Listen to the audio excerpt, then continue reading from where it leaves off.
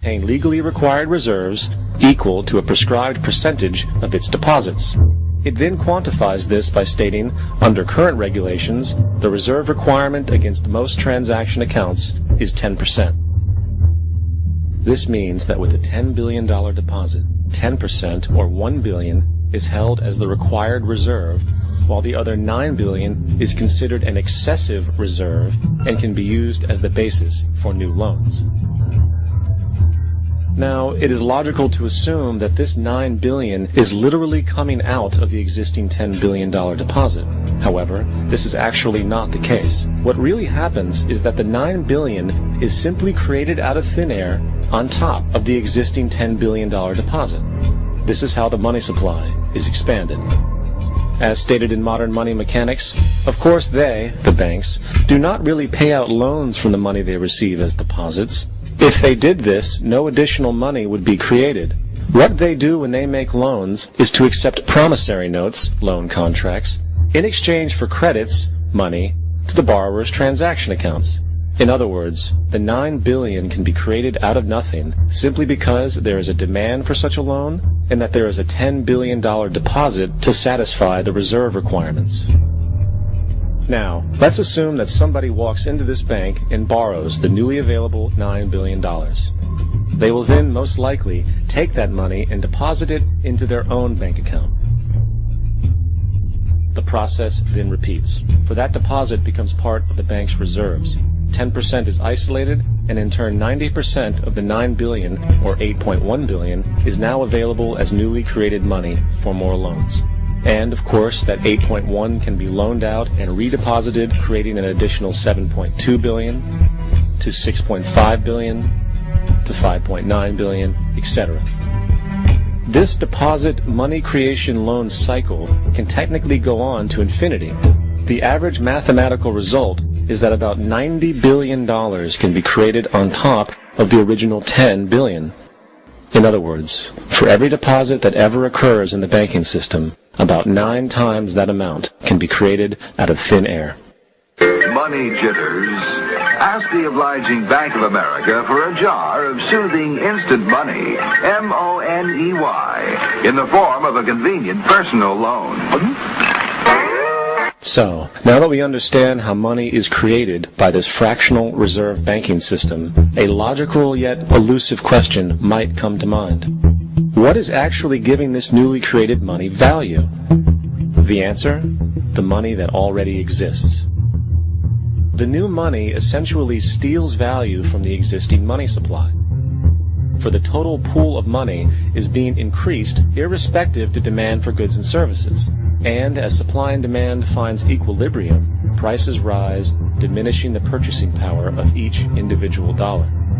This is generally referred to as inflation, and inflation is essentially a hidden tax on the public.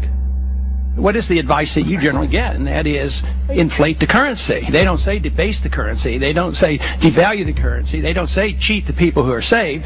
They say lower the interest rates. The real deception is when we distort the value of money. When we create money out of thin air, we have no savings, and yet there's so-called capital.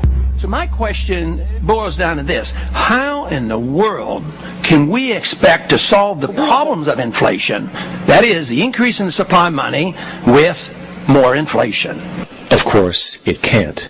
The fractional reserve system of monetary expansion is inherently inflationary. For the act of expanding the money supply, without there being a proportional expansion of goods and services in the economy, will always debase a currency.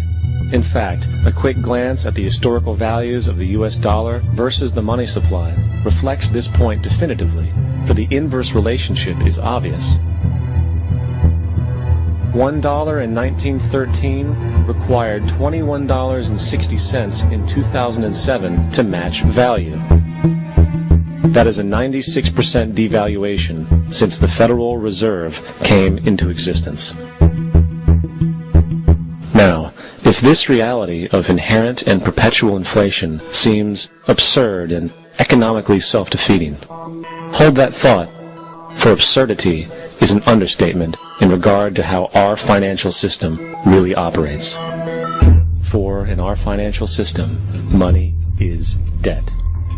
and debt is money. Here is a chart of the U.S. money supply from 1950 to 2006. Here is a chart of the U.S. national debt for the same period. How interesting it is that the trends are virtually the same. For the more money there is, the more debt there is. The more debt there is, the more money there is.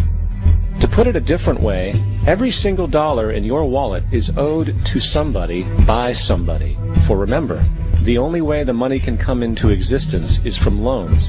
Therefore, if everyone in the country were able to pay off all debts, including the government, there would not be $1 in circulation.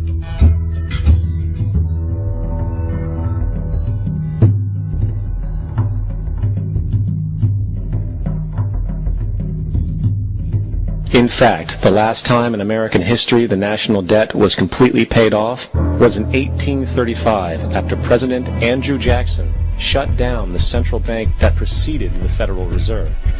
In fact, Jackson's entire political platform essentially revolved around his commitment to shut down the central bank, stating at one point, "The bold efforts the present bank has made to control the government are but premonitions of the fate that awaits the American people should they be deluded into a perpetuation of this institution or the establishment of another like it."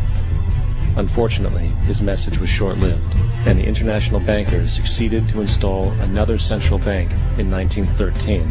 The Federal Reserve. And as long as this institution exists, perpetual debt is guaranteed. Now, so far we have discussed the reality that money is created out of debt through loans. These loans are based on a bank's reserves, and reserves are derived from deposits. And through this fractional reserve system, any one deposit can create 9 times its original value, in turn debasing the existing money supply, raising prices in society. And since all this money is created out of debt and circulated randomly through commerce, people become detached from their original debt, and a disequilibrium exists where people are forced to compete for labor in order to pool enough money out of the money supply to cover their costs of living. As dysfunctional and backwards as all of this might seem, there is still one thing we have omitted from this equation. And it is this element of the structure which reveals the truly fraudulent nature of the system itself. The application of interest. When the government borrows money from the Fed, or when a person borrows money from a bank, it almost always has to be paid back with accrued interest. In other words, almost every single dollar that exists must be eventually returned to a bank with interest paid as well. But if all money is borrowed from the central bank and is expanded by commercial banks through loans, only what would be referred to as the principal is being created in the money supply. So then, where is the money to cover all of the interest that is charged? Nowhere. It doesn't exist. The ramifications of this are staggering, for the amount of money owed back to the banks will always exceed the amount of money that is available in circulation. This is why inflation is a constant in the economy, for new money is always needed to help cover the perpetual deficit built into the system, caused by the need to pay the interest. What this also means is that mathematically, defaults and bankruptcy are literally built into the system, and there will always be poor pockets of society that get the short end of the stick. An analogy would be a game of musical chairs, for once the music stops, somebody is left out to dry. And that's the point. It invariably transfers true wealth from the individual to the banks. For if you are unable to pay for your mortgage, they will take your property. This is particularly enraging when you realize that not only is such a default inevitable due to the fractional reserve practice, but also because of the fact that the money that the bank loaned to you didn't even legally exist in the first place. In 1969, there was a Minnesota court case involving a man named Jerome Daly, who was challenging the foreclosure of his home by the bank which provided the loan to purchase it. His argument was that the mortgage contract required both parties, being he and the bank, each put up a legitimate form of property for the exchange.